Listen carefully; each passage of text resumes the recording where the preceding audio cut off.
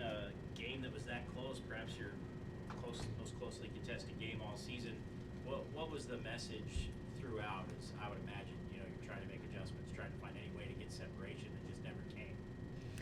Yeah, I mean, we had to make some adjustments. Obviously, they were knocking down some shots, and we were switching still, and they were getting some driving lanes baseline. So I mean, we just really had to lock into those two things at halftime, and I feel as though we did better the second half.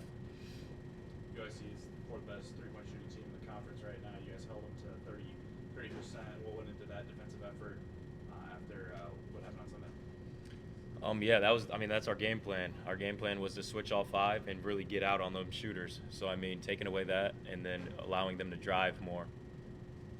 Yeah, going off that, I think we just all played really well together because anytime you're switching all five, you're gonna get mismatches and you're gonna find yourself in weird positions. So just having each other's backs and being there for one another is like how you defend when you have centers that can shoot threes like that.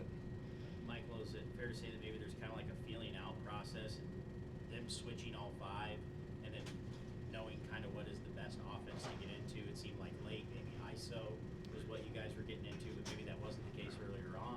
Yeah, for sure. I mean, like you said, we switch all five and they switch all five, so it's really about who can execute best that game. So we did the same thing that they tried doing to us. We found mismatches and then we just kept moving the ball around and found the best shot. 12 ties a season high for you, Michael. How's this season gone for you, and how did it feel to have that kind of performance? It felt good. Yeah, one of our game plans was just kind of attack them because, they will be switching all five, so they'll have centers on us, on different guys. So we talked about going into it just to attack them, and I felt a little more aggressive this game, and that feels good.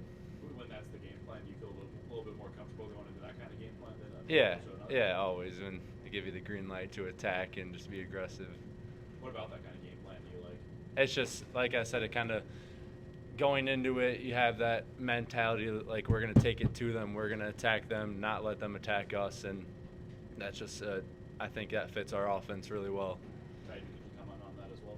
Yeah, I mean, it just gives everybody confidence. It allows you to kind of get downhill, kick it, and then another guy's attacking. So I mean, it makes it so then all five of us are really clicking on all cylinders.